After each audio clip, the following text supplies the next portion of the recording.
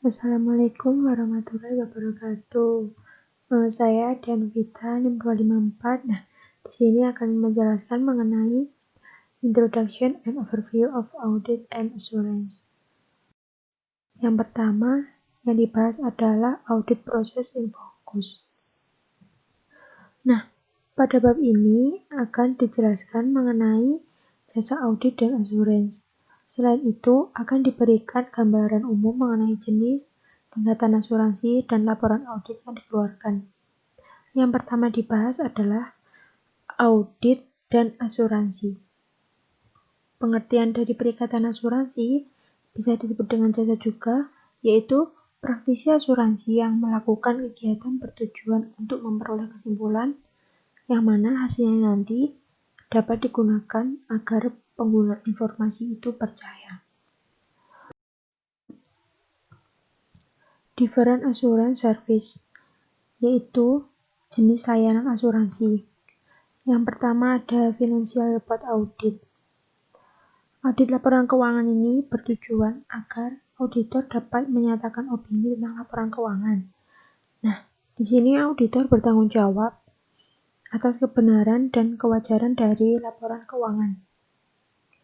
Di audit laporan keuangan ini ada batasan auditnya, yaitu audit dilakukan dalam jangka waktu dan biaya yang wajar. Yang kedua ada compliance audit. Compliance audit melibatkan pengumpulan bukti apakah suatu perusahaan itu telah mematuhi aturan, kebijakan, dan prosedur hukumnya. Yang ketiga ada performance audit. Audit kinerja ini berkaitan dengan ekonomi, efisiensi, dan efektivitas kegiatan organisasi. Nah, di ekonomi ini mengacu pada biaya input, kemudian di efisiensi mengacu pada hubungan antara input dan output, kemudian di efektivitas ini seperti pencapaian tujuan dari suatu entitas. Selanjutnya, yang keempat ada comprehensive audit. Nah, audit komprehensif ini paling sering terjadi di sektor publik. Yang kelima ada internal audit.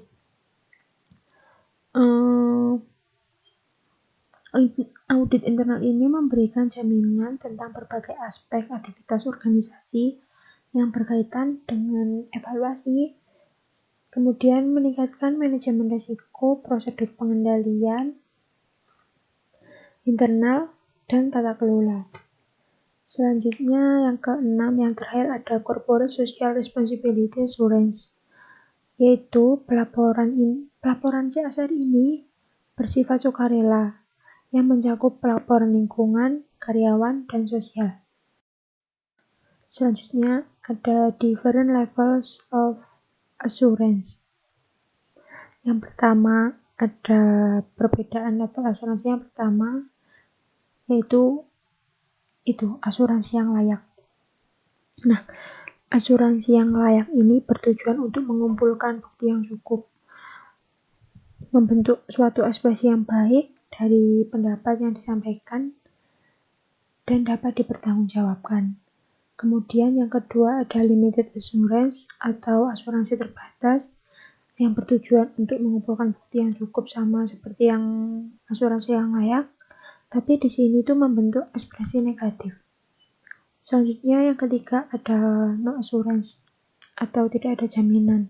Jadi hanya melaporkan fakta dari temuan dan tidak ada jaminan ya. Selanjutnya ada different audit opinions.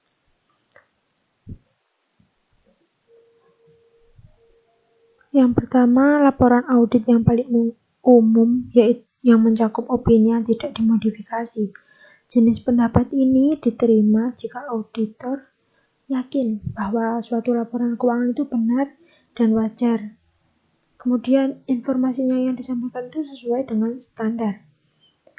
Yang kedua ada modified opinion, yaitu laporan audit yang dapat dimodifikasi ini dengan memasukkan paragraf penekanan. Laporan audit dapat dimodifikasi dengan opini yang memenuhi syarat. Apabila laporan keuangan, laporan audit dapat diandalkan oleh pembaca, opini wajar tidak dapat maksudnya kalau laporan keuangan dan laporan audit ini dapat diandalkan oleh pembaca, opini wajar itu dapat dikeluarkan. Selanjutnya yaitu ada prepares and auditor. Yang pertama ada prepare responsibility, yaitu tanggung jawab penyusun. Nah, maksudnya di sini ini memastikan informasi yang ada di laporan keuangan itu ada relevan, dapat diandalkan, dapat dibandingkan, dapat dimengerti, benar, dan adil. Yang pertama ada relevan. Maksudnya di sini yaitu berdampak pada keputusan yang dibuat oleh pengguna kinerja perusahaan, terkait kinerja perusahaan begitu ya. Yang kedua ada reliable, yaitu dapat dipercaya. Maksudnya ini bebas dari kesalahan maupun penipuan. Kemudian bisa dilakukan audit keuangan. Kemudian yang ketiga ada comparable, yaitu sebanding. Maksud dari sebanding itu dapat dibandingkan waktu ke waktu, melacak kinerja perusahaan untuk mengidentifikasi tren, kemudian membandingkan kinerja dengan perusahaan lain begitu. Kemudian yang keempat ada understandable, yaitu dapat dimengerti. Maksudnya ini rincian catatan harus disampaikan secara baik. Kemudian yang terakhir ada true and fair, yaitu benar dan adil, memberikan opini yang benar dan wajar. Selanjutnya ada auditor responsibility, yaitu tanggung jawab auditor. Ada 3 di sini ya. Yang pertama ada professional skepticism ya, itu. Yaitu sikap yang dianut auditor ketika melakukan audit dalam mencari bukti independen untuk menguatkan informasi dari klien. Kemudian yang kedua ada penilaian profesional, yaitu berkaitan dengan keahlian, pengetahuan, dan pelatihan saat melakukan audit, seperti harus menentukan keandalan sumber infonya. Kemudian yang ketiga ada berhati-hati, yaitu rajin saat melakukan audit, menerapkan standar teknis yang didukung undang-undang. Kemudian ada assurance providers, yaitu penyedia jaminan. Nah, jasa jaminan ini disediakan oleh perusahaan akuntansi dan perusahaan konsultan lainnya. Perusahaan konsultan ini memberikan layanan jaminan, terutama pengungkapan tanggung jawab sosial perusahaan. Next, membahas tentang demand for audit and assurance service, yaitu permintaan jasa audit dan asuransi. Ada pengguna laporan keuangan, ada investor, yaitu nanti yang akan menentukan harus investasi apa tidak di suatu perusahaan. Kemudian supplier atau pemasok, ini nanti menentukan apakah perusahaan dapat membayar mereka untuk barang yang dipasok. Kemudian ada pelanggan ini nanti akan menentukan apakah akan bertahan jika pelanggan mengandalkan bisnis mereka di suatu perusahaan ini. Kemudian ada pemberi jaminan, maksud saya pemberi pinjaman, yaitu membayar bunga dan pokok pinjaman pada saat itu ya, pada saat jatuh tempo. Kemudian ada employees atau karyawan. Karyawan di sini nanti bisa melihat apakah perusahaan dapat membayar upah dan gaji dan hak lainnya. Ada juga government, pemerintah. Nah, nanti dilihat perusahaan itu mematuhi peraturan dalam membayar pajak apa tidak. Yang terakhir ada masyarakat umum. Apakah nanti masyarakat akan berpikir bisa mengasosiasikan ke entitas tersebut apa tidak. Contohnya nanti akan menjadi karyawan maupun menjadi pelanggan.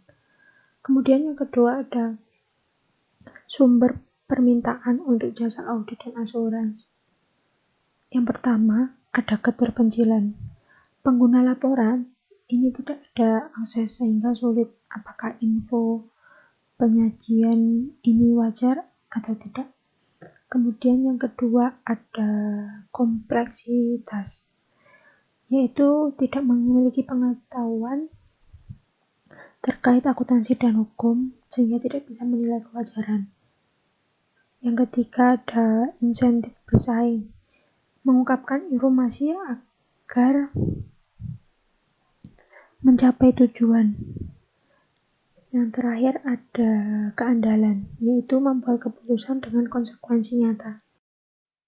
Selanjutnya ada kerangka teori. Kerangka teori di sini ada 3 juga. Yang pertama ada gengsi teori, yaitu apabila bisnis dijalankan sendiri, maka lebih mudah memantau aktivitas pengelolaannya, sehingga pemilik memiliki insentif untuk menyewa auditor. Yang kedua ada information hypothesis, yaitu semakin besar persepsi kualitas informasinya, maka semakin besar kemungkinan informasi dapat diandalkan. Karena apa? Karena informasi yang handal dan kualitas tinggi, berbagai kelompok pengguna akan menuntut agar laporan diaudit untuk membantu pengambilan keputusan. Kemudian yang ketiga ada insurance hypothesis, yaitu hipotesis asuransi. Merupakan cara yang bisa diambil investor agar sebagian dari kerugian membeli saham jika perusahaan gagal. Selanjutnya ada demand involuntary setting. Informasi CSR diungkap secara sukarela agar perusahaan lebih bertanggung jawab atas dampak yang terjadi pada lingkungan dan masyarakat. Mungkin itu yang bisa saya sampaikan. Apabila ada kurang lebihnya atau suara saya yang tidak jelas, saya mohon maaf. Akhir kata, wassalamualaikum warahmatullahi wabarakatuh.